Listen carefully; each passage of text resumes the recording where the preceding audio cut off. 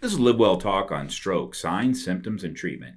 I'm Dr. Dustin Arnold, Chief Medical Officer at Unity Point Health St. Luke's Hospital. When it comes to stroke, time is of the essence. Today, as we recognize National Stroke Awareness Month, we'll discuss the warning signs, treatment, and support offered at St. Luke's, and much more. Our guest today is Ryley Schmelzer, a registered nurse at St. Luke's Hospital. Ryley, welcome to the podcast. Thank you, Dr. Arnold. It's a pleasure to be here. Now, you work up in 5 Center. Tell me a little. Absolutely. Where you come from? Why are you on 5 Center? And I decided to go work on 5 Center after being a new grad nurse, mostly for the oncology aspect, but surprisingly enough, being also a neurology unit, we also see a lot more neurology than we do see oncology. So I'm pretty passionate about neurology and everything that comes with that. We see a ton of stroke patients, and the one reason that I am super passionate about it is because strokes can affect anybody. You know, it doesn't matter your age, it doesn't matter your race, it doesn't matter your gender. So really it's just, stroke prevention and trying to prevent that from ever happening in the first place, because, what comes along with strokes is it could be lifelong deficits that people really struggle with. So I say this. Very few people are afraid of death, right? Yeah. They know it's part of life, right? And they just understand that. But nobody wants to have half a stroke, right? The big stroke that kills you, well, that's my time, right? But people really, and you're absolutely right, having that half a stroke that leaves you with a debility, and dependent upon your family. I think patients truly fear that. Yeah. I think that is so true, and you've seen the disability. We don't do a lot of inpatient oncology anymore. It's changed a lot. Yeah. And that's a reflection on just how refined chemotherapy and therapeutics are these days. So a credit to the oncology. Let's go through what are the signs or symptoms that someone should be aware that they might be having a stroke. Right. What we like to teach on our unit, especially, in the education that we do with our patients, and just general awareness, is the be fast. And so what that actually means is, looking and kind of evaluating for sudden changes in balance. Are you feeling dizzy, kind of off kilter, just not as you normally would? So that's the B. The E would be eyes. So are you having any vision changes? Are you seeing double vision? Are you having a field cut you can't see out of, part of your left or your right eye? The F would be facial drooping. So kind of, looking at yourself and saying, whoa, Or if a loved one notices. Right. Wow, something looks different and one half of my face is not the same as the other. That's pretty alarming.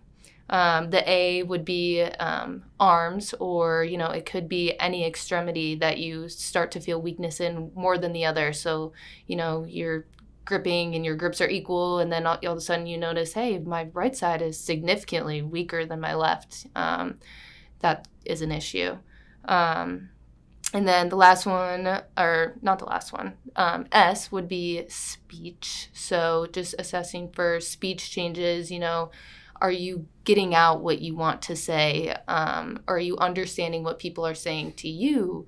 Are you messing up other words? And the thing about that is that typically other people will notice that right away, which is great, because the T stands for time, and time is really the most important thing that, we can express with strokes. Getting in and getting seen as soon as possible so that we can ensure the least amount of damage done. Yeah, as I said in the opening, time is brain. Yeah.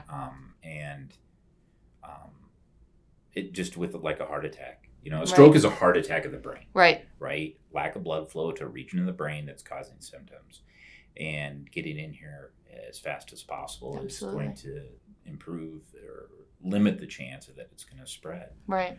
Now, not all strokes are the same. Nope. So what are the type of strokes that people have? So what we see a lot of is ischemic strokes, and this is the most common type of stroke.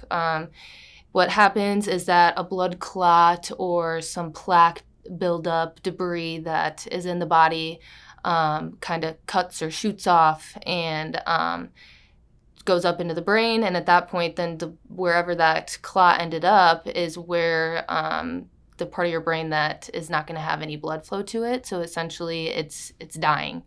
And that's why time is so essential. You know, we have to get in there and save every part of that we can.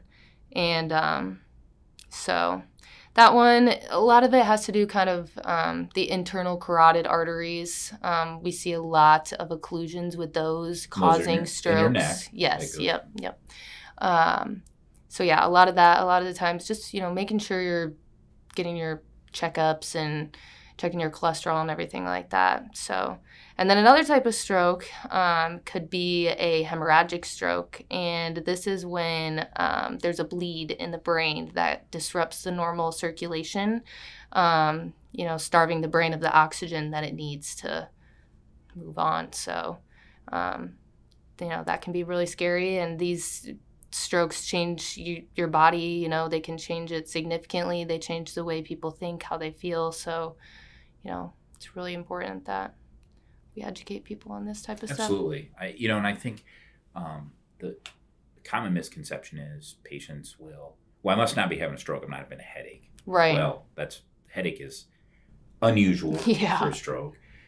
Passing out, syncope, or, you know, becoming unresponsive. That's for the ischemic type strokes. That's unusual. Right. You know, when in doubt, I like that, you know, to get to the ER. Let us figure out what kind of stroke it is and what can be done. But I think we talked earlier about having half a stroke and preventing that.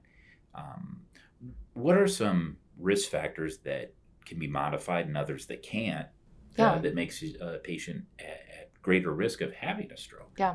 So we talk a lot about modifiable and non-modifiable risk factors when we're talking about strokes. And modifiable would be things that you can change, you know, you can adapt to your lifestyle. Those would be things like eating a healthy diet, you know, having a healthy regimen as far as that. Trying to avoid, you know, a more sedentary lifestyle. Smoking cessation is a big one. Limiting your intake of alcohol, trying to maintain a healthy weight. Really managing your chronic diseases, you know, such as diabetes, and if you have AFib, a lot of those things are causes of stroke. So managing those to the best of your ability, watching your cholesterol levels, and then some non-modifiable risk factors, which would be things that, you know, you can't necessarily change. They're kind of set in stone for you, would be like your biological sex, your age, your ethnicity, your family history. So just, you know, always being aware of what's going on with yourself. Yeah, smoking. Curious. You're young. Mm-hmm. I'm older, not old. But like I'm going to be 55 in July. I would say my generation, very few people smoke. Yeah. Right? So you have like my parents' generation that like everyone smoked. Oh, yeah. Right? And then you have my generation. But this is just my observation. I think I see a lot of younger people smoking than I think of my generation. What's been your experience?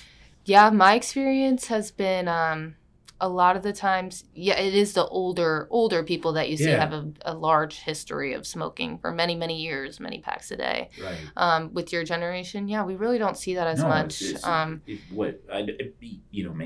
But it seems like I see younger people Younger people, I mean, it's becoming increasingly kind of, you know, unfortunately super common in my younger generation. People are picking up a lot of those habits that they're, you know, maybe not their parents, but their grandparents had. Yeah. And it's definitely scary. And we need to be educating more people, you know, of my age and population, you know, of really how dangerous it is. I can remember, I'm old enough that like when I was a kid and we'd go out to eat, the non-smoking section of the restaurant was like a card table with folding chairs in the back, you know? So like the good section was the smoking section, right? That's changed dramatically. But I think I do see younger people smoke vaping, and, you know, vaping's still nicotine. I mean, it's affecting your blood vessels. Absolutely. I think, it might not cause lung cancer to the degree that cigarettes does, but to the degree, but it's yeah, still bad. Still bad. Now, what do we do for patients when they show up, they have a stroke? Kind of walk us through what's going to happen in the emergency room, and then go up to 5 Center, and just take us through that so patients can understand what does happen. Right. So the process is, it's not easy by any means. And like we've been saying, time is brain. And so when you come in and you have these symptoms, it's really important to note the time, the onset of those symptoms. When did they start for you?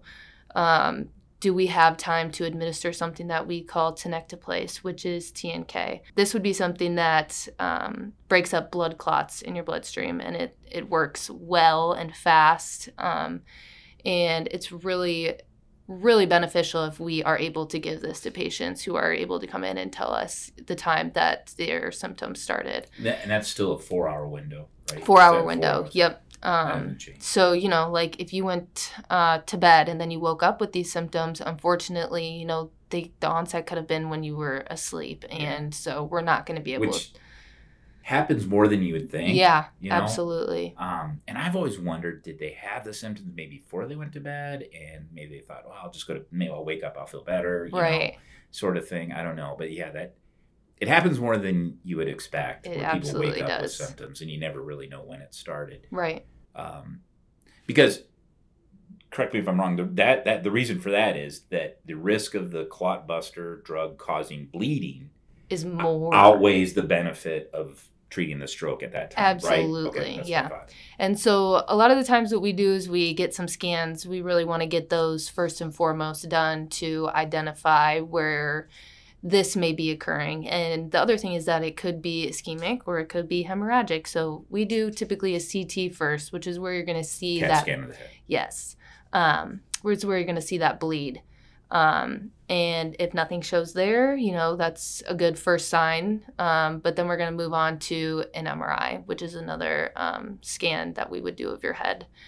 And that can confirm ischemic strokes. So we're going to, go in there, assess for any vessel changes of the brain, and kind of go from there to determine, what next best steps are. So, and then if somebody's had a stroke, and we hope we preserve as much function as possible, but there is a chance of some recovery, correct? And that's where rehab comes in. Yes. Our rehab at St. Luke's here is phenomenal, especially for post-acute stroke patients. So a lot of the times who we want you to see are the physical therapists, the occupational therapists, and the speech therapists. Those are going to be your best friends.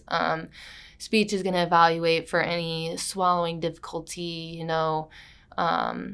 any difficulty with understanding what we're saying to you, or you're not being able to convey what you want to say to us. And they will, pursue therapies as needed with those patients. And then physical therapy and occupational therapy come by once a day at least to work with patients and really get back as much mobility as we can. And if we don't feel like we can accomplish that, when they're in the hospital, we'll set up outpatient therapies for them, or we a lot of the times end up sending them to our inpatient rehab up on 6 West. So. Yeah, and I've kind of always told patients, you can see improvement up to a year, particularly with like speech and occupational therapy. Definitely. The third, I think, it's a nice, the 30-day mark, I don't know. I really feel it, with therapy, outpatient as well as inpatient, and then go beyond that. Patients can experience improvement. A lot of improvement. So it's really important to push that. And, even if you feel like you are maybe getting a little bit better, just keep going and you'll be surprised at how far you come. Another thing, I don't know if you've seen this, but so I think what happens when you have a stroke is your brain compensates, right? So the damaged the parts around the brain start to help out. And I've seen patients had, let's say, a stroke 10 years ago, and they had right-sided weakness. And then they get admitted with a pneumonia, and they get overwhelmed illness. That right-sided weakness will come back and then go away again, And so sometimes they'll think, oh, my God, I'm having another stroke. No, your brain is being distracted right now and not able to make up for that deficit. Right. It can be scary at first, but it's really good feeling when they get better in like 2 or 3 days. Exactly. You know, Yeah. To know that it didn't happen again. So you've seen patients like that Yeah. too. Yeah. Oh yeah. It's kind of, it's interesting. Well, Ryley, this has been great. I like having the frontline staff coming in and explaining about their area of expertise. You did a great job, and we look forward to having you back on the program. Once again, this is Ryley Schmelzer, a nurse on St. Luke's 5 Center neuro-oncology floor, more neurology than oncology these days. But we're going to have you back because you did a great job. It's been great information. If you'd like to learn more, visit unitypoint.org. Thank you for listening to LiveWell Talk On. If you enjoyed this episode, don't forget to subscribe. And if you want to spread the word, please give us a 5-star review and tell your family, friends, neighbors, strangers about our podcast. We're available on Apple Podcasts, Spotify, Pandora, or wherever you get your podcast. Until next time, be well.